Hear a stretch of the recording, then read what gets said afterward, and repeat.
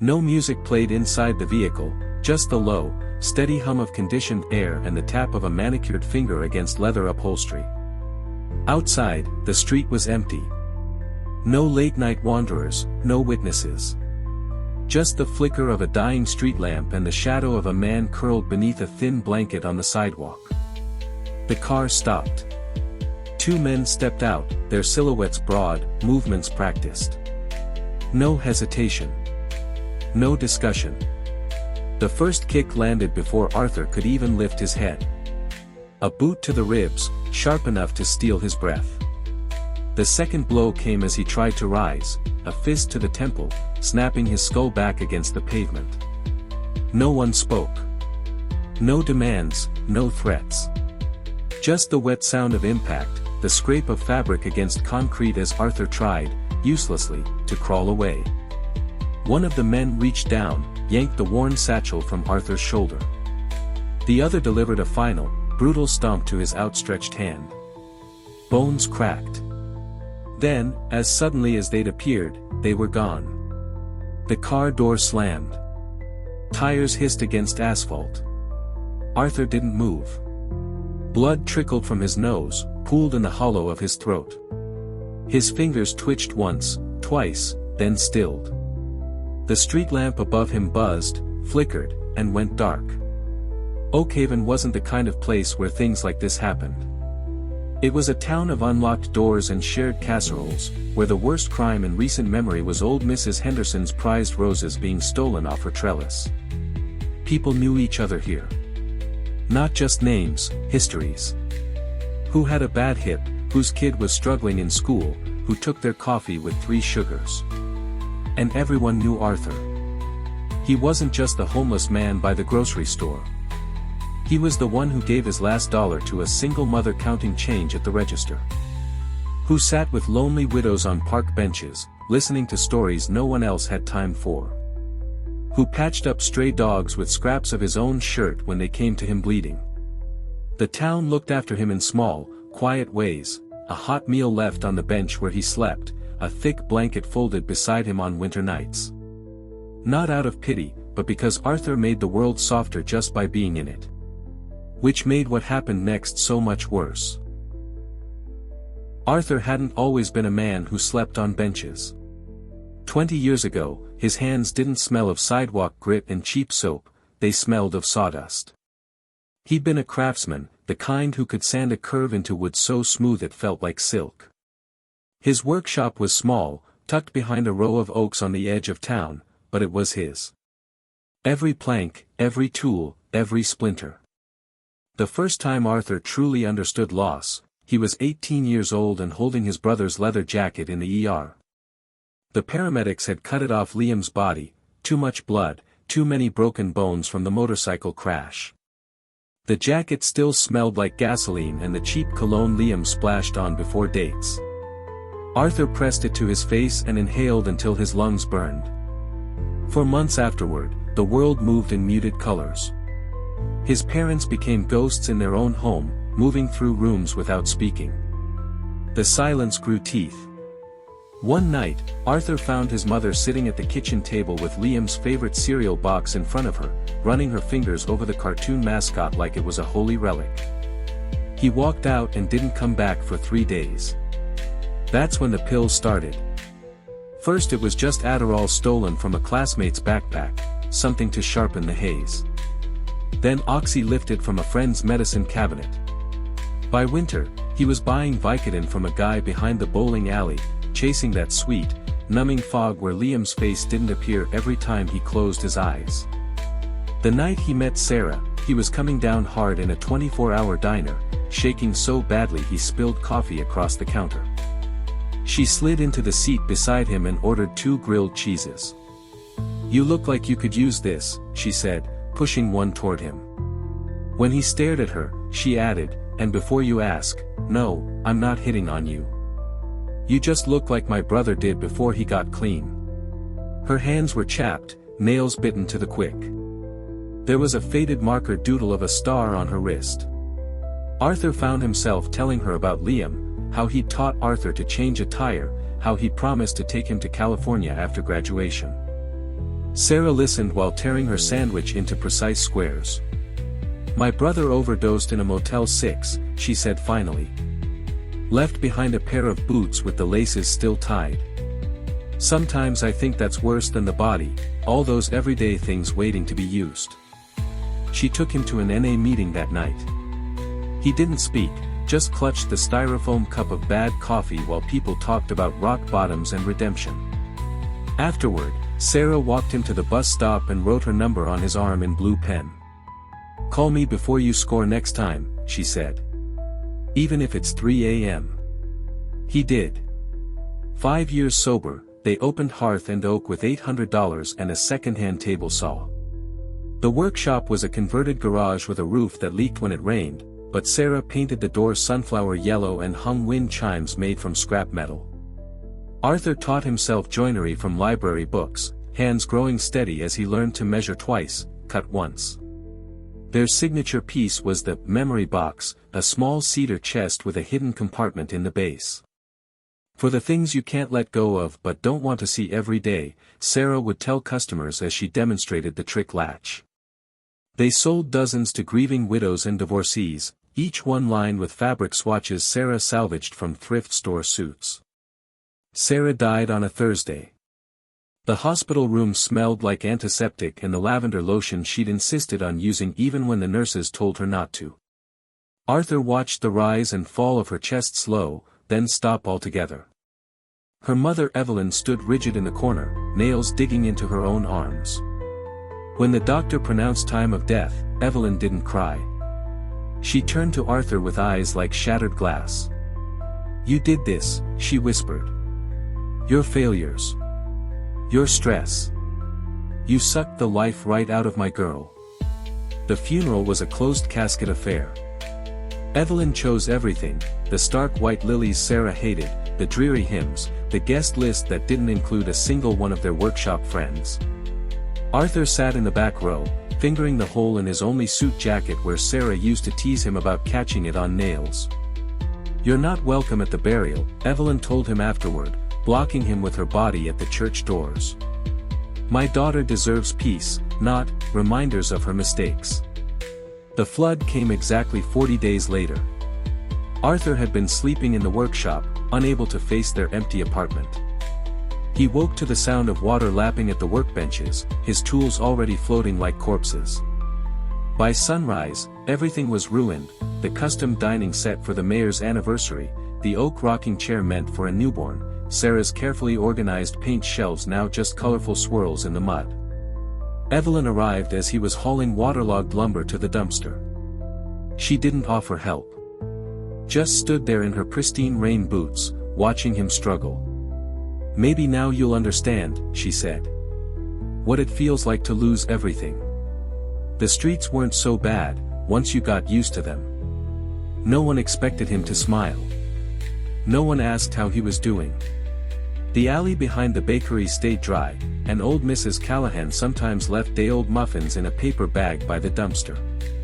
He learned which convenience stores would let you use the bathroom if you bought something small, which park benches the cops didn't check too often. The watch lived in a special pocket he'd sewn inside his coat. A 1920s Elgin, its face cracked at exactly 2:17 a.m., the moment Sarah's heart stopped. He could have sold it a dozen times over. Dealers offered good money for vintage pieces like that. But the engraving inside, for Sarah, who makes time stand still, kept it on his person always. Outreach workers came sometimes with offers of shelters and programs. Arthur always refused. The hunger, the cold, the way people crossed the street to avoid him, none of it hurt as much as waking up each morning in a world without Sarah. This was what he deserved. For not noticing how tired she'd been. For missing the blood in the sink she tried to hide. For being alive when she wasn't. Then one rainy night, headlights cut through his alley.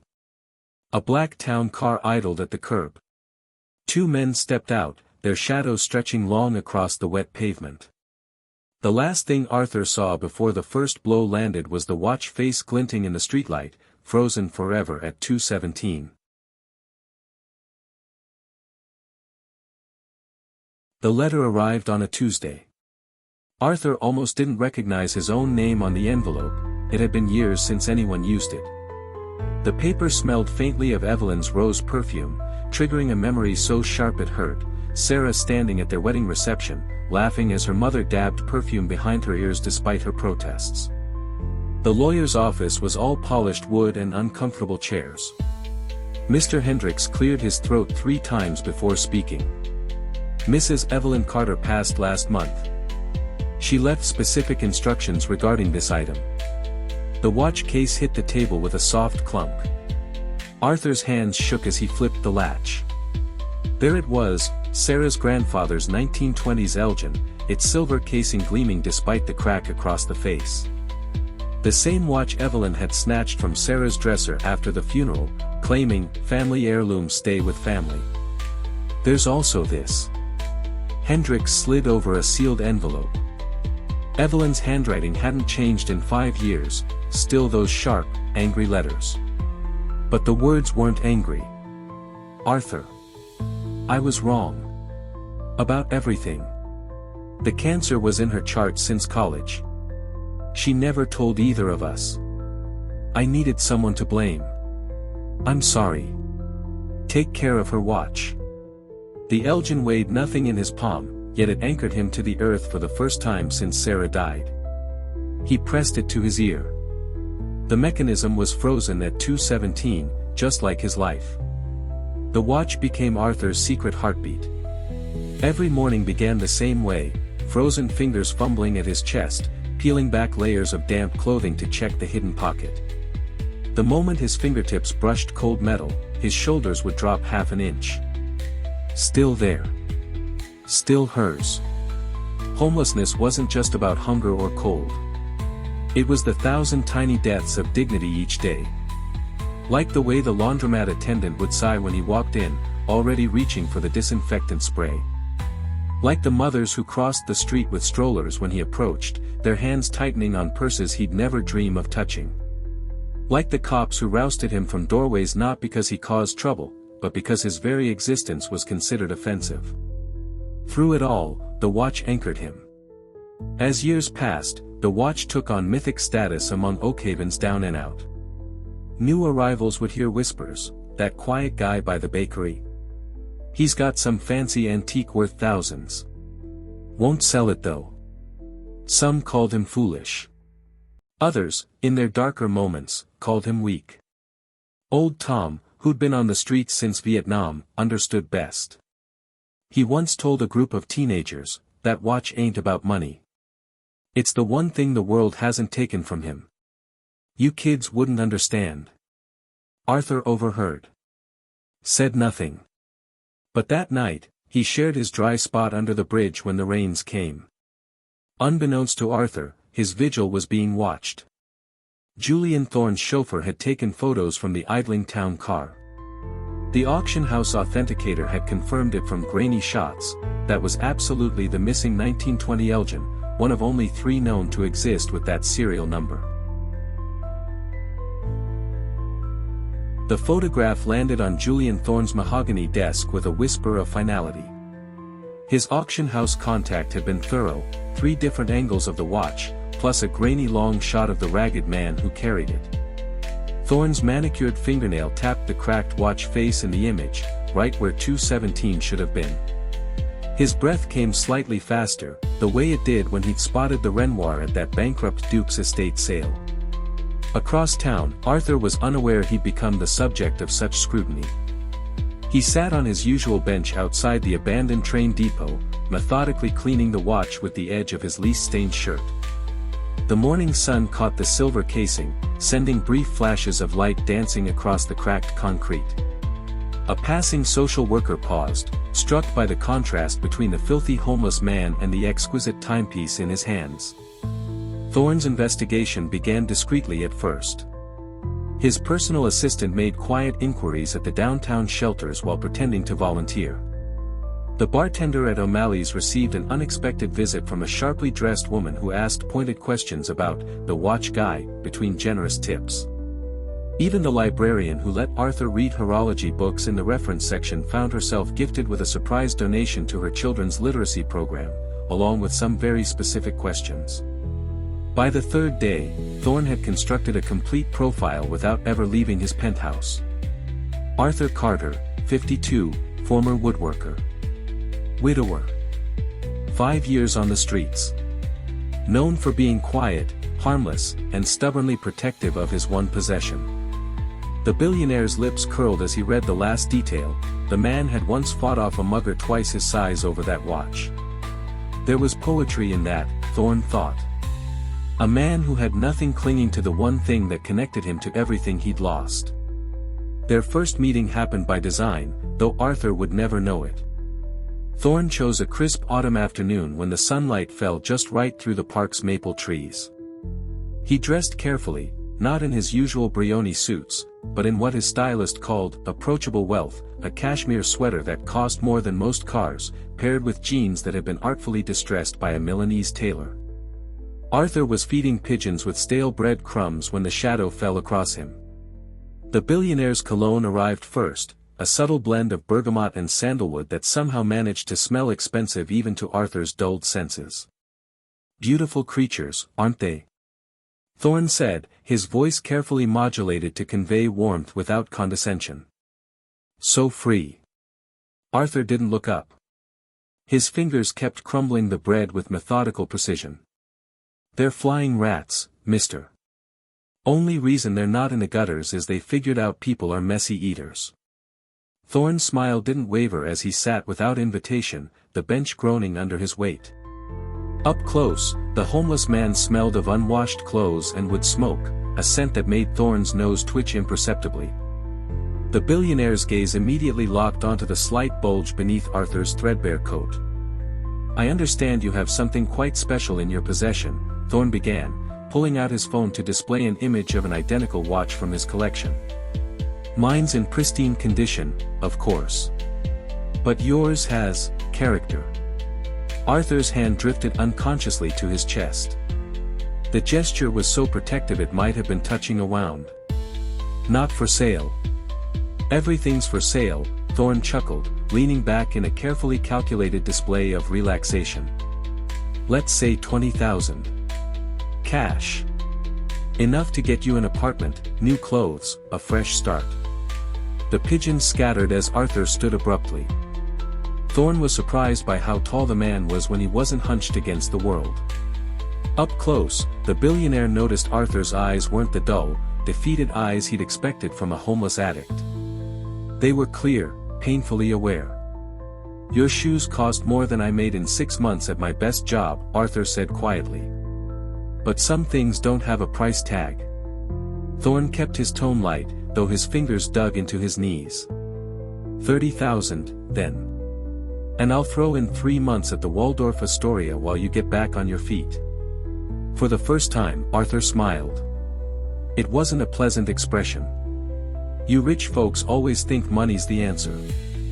That watch is worth more to me than your whole collection ever will be to you. The mask slipped then, just for an instant. A flash of teeth, a narrowing of eyes that turned them from warm brown to something darker. Then it was back, smoother than the face of the Patek Philippe on Thorne's wrist.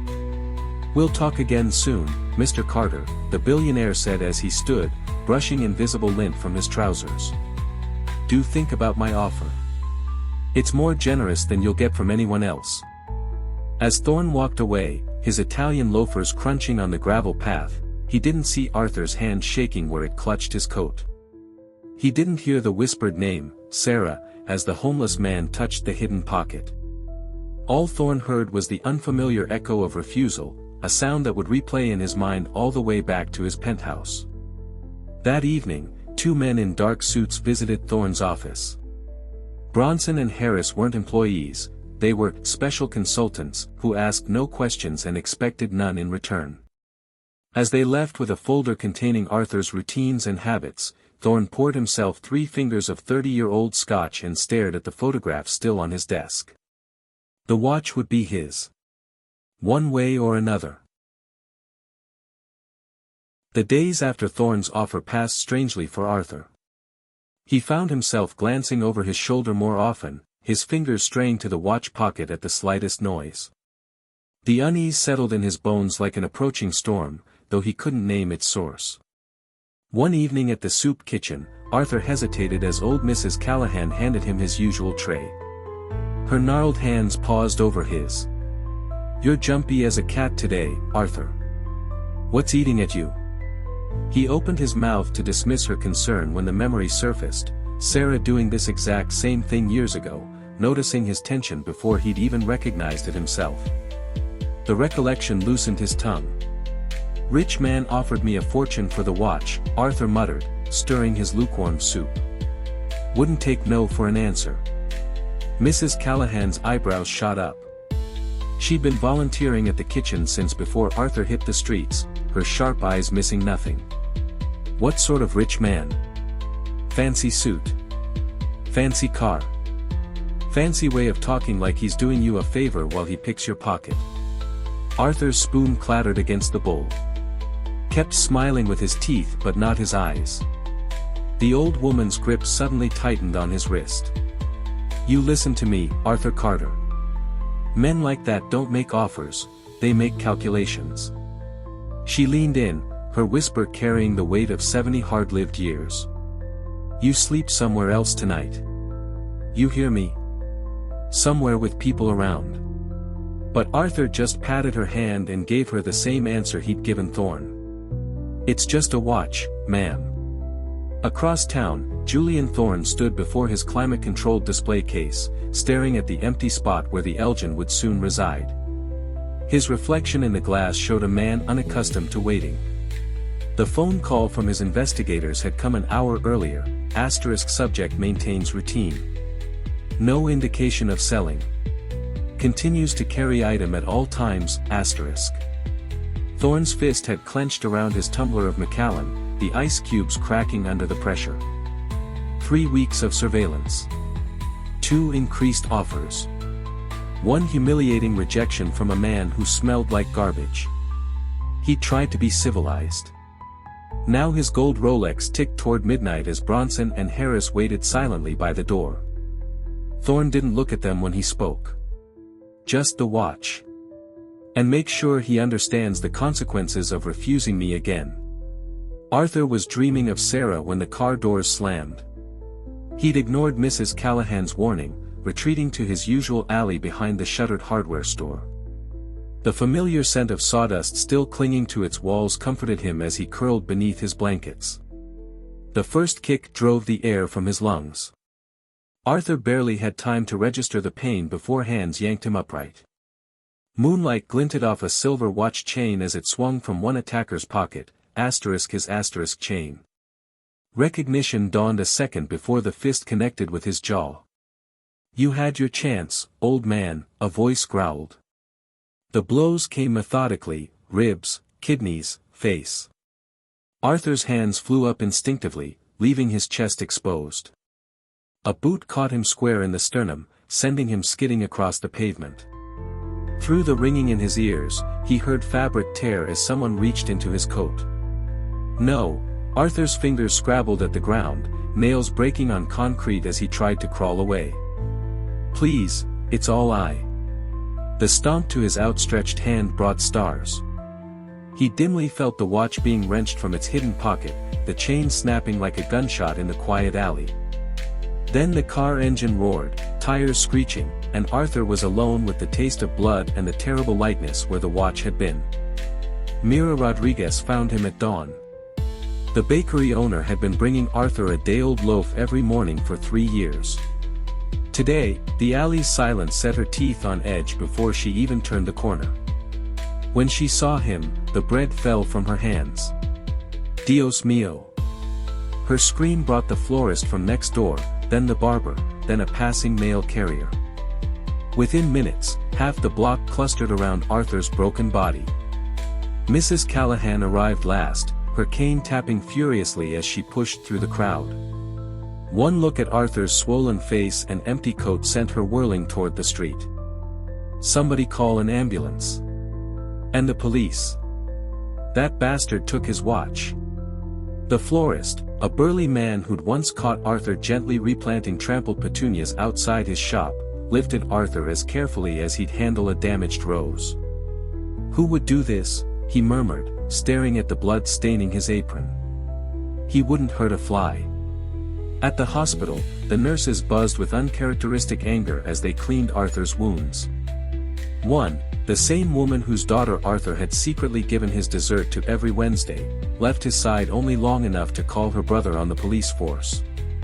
By noon, the story had spread through Oakhaven like wildfire. The baker posted a description of the watch in her window. The librarian compiled a list of recent inquiries about antique timepieces. Even the teenagers who usually mocked Arthur's shuffling walk stood silent outside the ICU, their skateboards still under their arms. In his penthouse, Julian Thorne admired the Elgin in its new display case. The cracked face still read 217, the hands frozen in perfect alignment with his collection. He didn't notice the blood crusted in the chain's links. The morning after Arthur was beaten, Oakhaven woke up different. People moved through their routines with quiet anger, exchanging glances in the grocery store and on street corners. The usual cheerful greetings were replaced by hushed conversations about what had happened to the gentleman who used to feed the pigeons outside the bank. At Rosie's diner, the breakfast crowd sat unusually still as the cook pinned the newspaper article to the wall. The black and white photo showed Arthur's bruised face, his eyes swollen shut. The waitress, her hands shaking slightly, read the details aloud. Homeless victim remains in critical condition with multiple fractures. The clatter of forks against plates stopped completely when she got to the part about the stolen pocket watch, the only thing Arthur had ever cared about protecting. Big Joe, the construction worker who came in every morning for pancakes, stood up so fast his chair scraped across the floor. He pulled a crumpled 20 from his wallet and slapped it on the counter.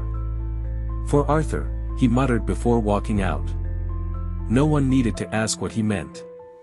By lunchtime, Rosie had to empty the overflowing mason jar marked medical fund for the third time that day. Down at the hardware store, Old Man Henderson nailed a wooden donation box next to his cash register with more force than necessary. He didn't say anything about it to customers, just nodded toward it meaningfully as they paid for their nails and paint. The box filled up twice before noon with bills and loose change. The children playing outside Oakhaven Elementary got involved too. A group of fourth graders set up a lemonade stand with a carefully lettered sign that read, "Help Mr. Arthur feel better." Their teacher, Miss Patterson, watched with tears in her eyes as cars lined up around the block, with most drivers refusing to take their change.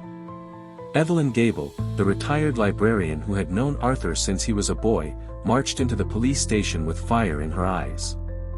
She carried a worn photo album under one arm and a look of determination on her face. The young officer at the desk barely had time to greet her before she began spreading pictures across the counter. "See this?" she said, pointing to a faded photo of a much younger Arthur helping rebuild the community center after the flood. "That's the man your reports call the homeless victim." She flipped to another page showing Arthur reading to wide-eyed children at story hour. "And this? This is who was attacked in our streets." Her voice grew stronger with each photo. "Now I suggest you start treating this like what it is, the beating of one of Oakhaven's own." At the other end of town, Frank Miller heard the news in his pawn shop. The gruff veteran, who rarely showed emotion, clenched his jaw so tight it popped. He'd known Arthur back when the young man used to come in for tools to fix up his workshop. Without a word to his assistant, Miller picked up the phone and started making calls, first to his cousin on the police force, then to every antique dealer he knew in 3 counties. "Listen," he growled into the receiver, "some rich bastard didn't send goons after a homeless man for no reason. He wanted something specific. And men like that? They can't help but show off their prizes." As the sun set on the 7th day, something remarkable happened outside the hospital. At first it was just a few people holding candles, the barista from the coffee shop Arthur frequented, the mechanic who'd let him sleep in the back bay of his garage during bad weather. Then more came. The elderly couple from the flower shop. The teenagers Arthur had quietly helped when they skinned their knees. Soon over 200 people stood in silent vigil, their flickering lights illuminating the hospital facade. Mrs. Callahan, her hands shaking with age but her voice steady, stepped forward holding Arthur's tattered coat, the one he'd been wearing during the attack. The inner pocket hung torn where the watch had been ripped away. "This," she said, holding the coat up for all to see, "is what was stolen from us all." One by one, people came forward. The baker added a patch from his apron. The schoolchildren tied ribbons to the sleeves. A young mother pinned a photo of Arthur holding her baby years ago. What began as a symbol of violence became something else entirely, a tapestry of love from an entire community. Meanwhile, in a penthouse high above the city, Julian Thorne found himself staring at the evening news with growing unease. The footage showed the vigil, the donations pouring in, the police vowing to solve the case. His fingers tapped nervously against the glass display case holding his newest acquisition, a cracked pocket watch that refused to tick. For the first time in his privileged life, Thorne felt something unfamiliar stirring in his gut. It might have been fear. The hospital waiting room smelled like antiseptic and stale coffee when Detective Marcus Wheeler first saw Arthur Carter's broken body. The once proud woodworker now lay motionless in the ICU, his face swollen beyond recognition, his breathing assisted by machines. The doctors spoke in hushed tones about brain swelling and uncertain prognosis, but Wheeler didn't need medical training to understand one thing: someone had tried to erase Arthur from existence. Wheeler had been retired from the Oakhaven Police Department for nearly 5 years, but seeing Arthur like this brought back every instinct that had made him one of the city's most respected investigators. His hands, now speckled with age spots but still steady, clenched into fists as he studied the medical report. 3 broken ribs. A fractured skull. Damage to his right hand so severe the surgeons weren't sure he'd ever hold anything again. This wasn't just a mugging, this was a message. The alley behind the old hardware store told its own grim story when Wheeler visited the crime scene. Morning light revealed what the darkness had hidden: dark streaks where Arthur's body had been dragged, a spray of blood across the brick wall that suggested multiple impacts, and the unmistakable imprint of expensive leather soles in a patch of mud near the dumpster. Wheeler crouched painfully, his bad knee protesting, to examine a glint of metal caught between the pavement cracks. A broken watch chain, its delicate links snapped clean through. Across the street, the all-night laundromat security cameras had captured shadowy figures moving with purpose in the pre-dawn darkness. Linda Chen, the owner, chewed her lip nervously as she replayed the footage for Wheeler. The timestamp read 1:17 a.m. when a sleek black town car with unusual tinted windows pulled up. 2 men emerged, their movements efficient and practiced, disappearing into the alley where Arthur slept. When they returned less than 4 minutes later, one carried something small that caught the streetlight's glow before being tucked into his coat. Tracking down the car's ownership proved frustrating. The license plate led to a shell company registered in Delaware, which in turn connected to a holding firm with offices in the Cayman Islands. Wheeler spent 3 long days following this paper trail before finding the connection to Julian Thorne's corporate empire. The pieces began falling into place with sickening clarity when Wheeler learned about Thorne's well-documented obsession with rare timepieces, particularly his recent acquisition of several 1920s Elgin watches at auction. Mrs. Gable from the public library remembered the well-dressed man who'd come in asking about antique watches. He kept using words like provenance and investment grade, she told Wheeler, adjusting her cat-eye glasses. But his eyes changed when I mentioned Arthur sometimes read our horology books. Got this, hunger in them. Mark Reynolds, Thorne's chauffeur for the past 7 years, met Wheeler in a deserted park after dark. His hands shook as he described being ordered to clean out a particular town car the morning after Arthur's attack. The whole back seat reeked of bleach, he whispered, glancing over his shoulder. But I found this wedged between the cushions. He pressed a small prescription bottle into Wheeler's hand, the label partially scraped off but Arthur's name still faintly visible. The high-end watchmaker Elias Chen paled when Wheeler showed him photographs of Arthur's heirloom watch. Mr. Thorne brought this in just yesterday, he admitted, wiping his glasses repeatedly. He wanted it authenticated and the cracked face repaired. When I mentioned how unusual that particular damage pattern was, he became quite agitated. As Wheeler's investigation progressed, the people of Oakhaven began leaving small offerings at the hospital, handmade cards from schoolchildren, fresh flowers from the local nursery, a hand-knitted blanket from the women's auxiliary group. The nurses stopped pretending not to cry when they changed Arthur's bandages, and night after night, Mrs. Callahan could be found in the waiting room, reading aloud from Arthur's favorite books just in case some part of him could hear. The morning they arrested Julian Thorne, Wheeler stood with a tactical team outside the penthouse door, his old service revolver heavy at his hip. When Thorne answered, still dressed in silk pajamas, the repaired pocket watch dangled carelessly from one hand. "This is outrageous," Thorne sneered as the cuffs closed around his wrists. "That derelict probably stole it from my collection first." Wheeler held up an evidence bag containing Arthur's hospital bracelet, the name clearly visible through the plastic. "Coma patients make terrible thieves," he said quietly. Back in the ICU, the rhythmic beeping of Arthur's heart monitor filled the sterile room. Wheeler placed the recovered watch gently on the bedside table, its newly repaired mechanism ticking softly after years of silence. The detective's gnarled hand rested lightly on his friend's shoulder as he updated the unconscious man on the case. Outside the window, the first light of dawn painted the sky in hopeful colors, while across town, Julian Thorne sat in a holding cell, finally understanding that some things couldn't be bought, only earned. The courtroom buzzed with an energy rarely seen in Oakhaven's normally sedate judicial proceedings. Every seat was filled, not with reporters or curious spectators, but with Arthur's people. The barista from the coffee shop he frequented sat beside the elementary school teacher whose students he'd read to. The gruff hardware store owner who'd pretended not to notice Arthur sleeping in his back room stood shoulder to shoulder with the social worker who'd tried for years to get him into housing. Even the teenagers who skateboarded past his usual bench had come, their boards left respectfully outside the courtroom doors. District Attorney Eleanor Reyes had prosecuted hundreds of cases, but none like this. The evidence against Julian Thorne was overwhelming: security footage, forensic matches, the damning testimony of his own chauffeur. Yet what struck her most was the quiet army of citizens who showed up each day, filling the gallery like a living testament to Arthur's worth. The defense would have you believe this was about a simple property dispute, Reyes told the jury, holding up Arthur's repaired pocket watch.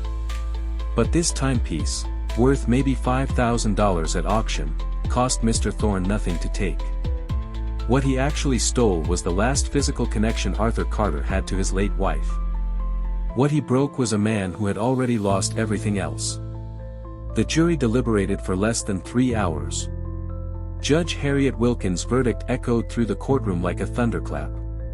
Guilty on all counts: assault, theft, conspiracy. The gallery erupted in muffled sobs and relieved embraces. But the real surprise came during sentencing. "In 30 years on the bench," Wilkins said, adjusting her glasses, "I've never seen a community rally around a victim like this. It speaks volumes about Mr. Carter's character, and Mr. Thorne's lack thereof." She ordered Thorne to pay $2.5 million in restitution, along with maximum prison time. The civil suit that followed settled quickly for an additional $3 million. Arthur's court-appointed conservator, Mrs. Gable's nephew, a financial advisor, sat stunned as the numbers were read aloud. "This changes everything," he whispered. Arthur's eyelids fluttered open on a Tuesday morning, 3 weeks after the verdict. Sunlight streamed through hospital blinds, painting warm stripes across the unfamiliar room.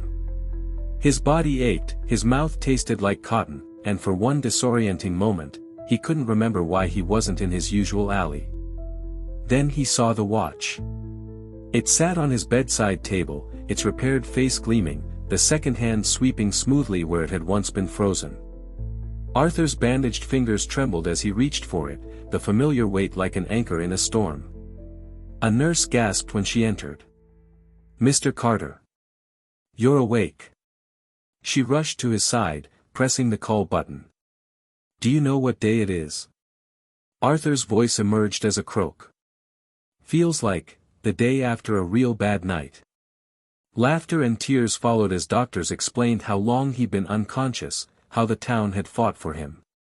Mrs. Callahan arrived within the hour, clutching a newspaper with Thorne's perp walk photo above the fold.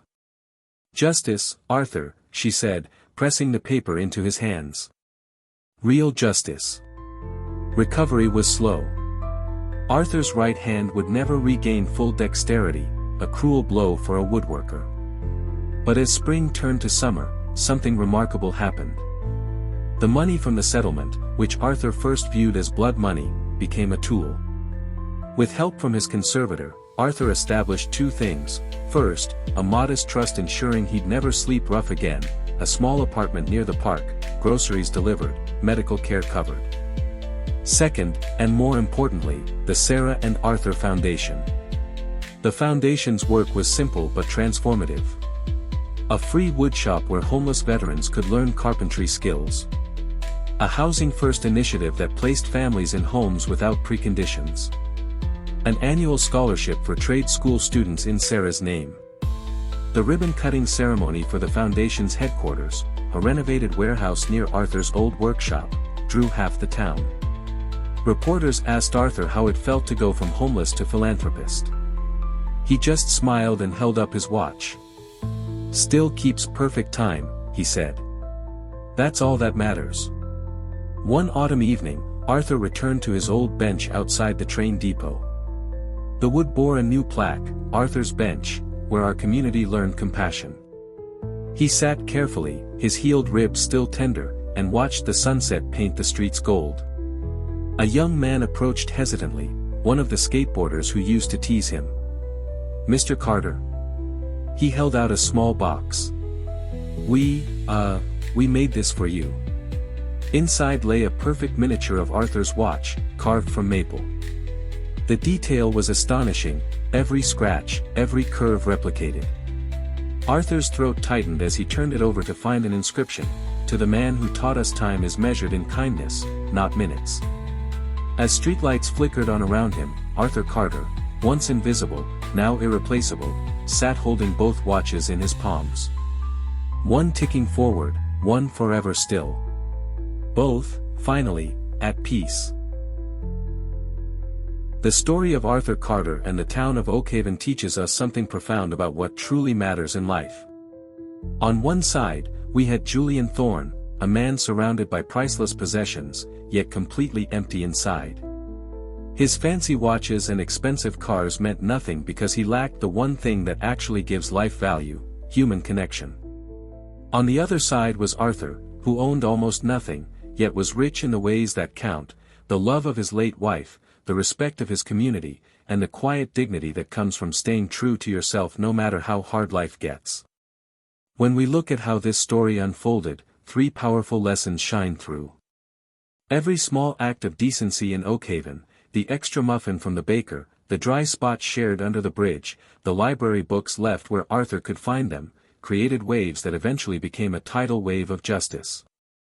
Mrs. Callahan put it best when she said, "We thought we were helping Arthur, but really, he was helping us remember how to be human." Thorne had all the money and power, but he was alone. Arthur had nothing, but he had an entire town ready to stand up for him. That's why the case was so strong, not just because of the evidence, but because dozens of ordinary people were willing to speak up about what Arthur meant to them. In the end, people matter more than property. The courtroom victory was important, but the real justice came afterward, in Arthur using his settlement to help others, in the skateboarder who carved that wooden watch, in the way Oakhaven became a different kind of place after this ordeal. True justice doesn't end with a verdict, it begins there. Arthur's life changed because people noticed him.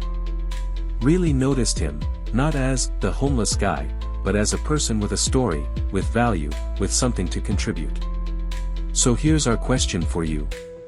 Maybe it's the elderly neighbor who lives alone, the quiet coworker going through a tough time, the street vendor you pass every morning. You don't need money to make a difference.